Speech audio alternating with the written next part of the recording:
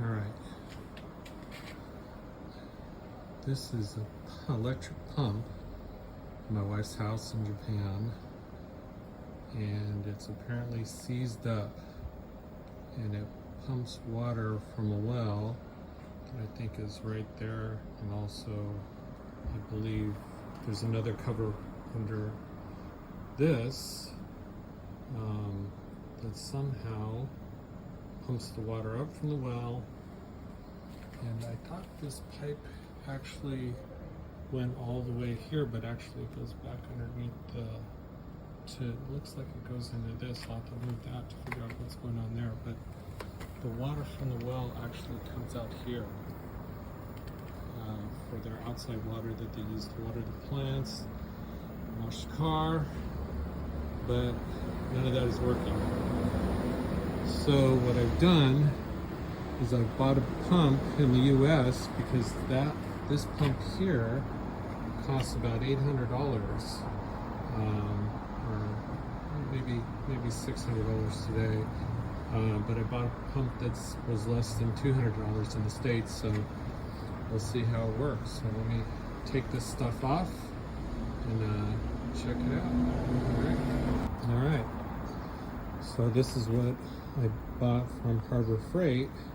It's a shallow well pump and tank. And I'm seeing if this pump right here can actually replace that one right there. Okay. And I thought that this pipe ran all the way down somehow to that outlet over there, but you can see that is definitely the inlet where you suck water out of the well. This is the first time I've taken this off, so you can see the well down there. So what I'm going to do is I'm just going to cut that pipe right there and then somehow figure how to hook it up to this one for the outlet. All right, my trusty little hacksaw here. I just cut out the PVC pipe on both ends, the PVC that I brought with me in my back pocket from the US. And then I got the Japanese 3/4 right there. And what I'm going to use is this little transition, right? It'll allow me to hopefully account for any differences. You just, this is a compression coupler. I just stick the pipe in there and tighten them down, and that should work, hopefully.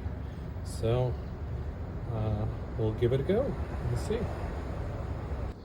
Just about the electricity, Japan is 100 volts, and I'm in the West, it's 60 hertz. So we're in the US, it's 110 and 60 hertz. So I think we should be okay. I've used the small appliances, motor-driven devices in the US and here, so I never really had a problem. Just FYI. But if you use something like a hairdryer or something that generates heat, yeah, you should definitely be careful. All right, so I got that cut off, so I'm going to drop it in place. Okay, so this is where I am. So I almost ran out of parts, so I'm having to make it a little bit differently, but I think I'm going to be able to pull it off. I got it mostly set up the way I want it to lay out. I just need to go find some PVC pipe from a hardware store and a couple of elbows, and I should be good to go to start gluing this in. So I got the check valve right there in the supply line, and I'm not going to go ahead and put the shut-off valve on the discharge because there's really no use, because that goes to a faucet, so, and you can just shut off the faucet, so I don't really see a use in doing that. So as soon as I get that pipe, I'll continue. Thanks. Alright folks, this is what we got. So you got all the piping in, and I had to tighten things down a little bit.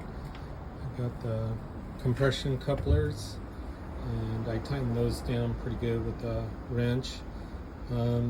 Maybe if I would do this again, I would probably use a union rather than coupler. But you know, next time. But anyhow, I think this will get the job done. I got it all hooked up. Here, let me go over here. And here's the faucet right here. Just turn this on. Let's see. Now this is a whole lot more pressure than we had before. And I just kicked on over there.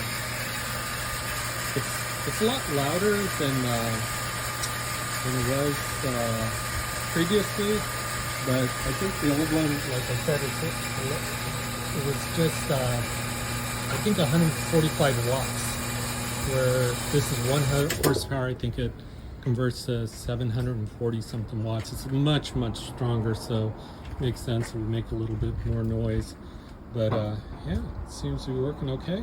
I bought this trash can right here, so I can put it right over that. I don't know if I can hold the camera and do that, but that fits really nicely over that, so I can protect the pump from the weather. And also I'll probably paint the white PVC, you know, just to protect a little bit from the UV. But overall, it's okay. Thanks a lot. Hope this helps somebody. Oh, by the way, this is what it looks like with it covered. Nice.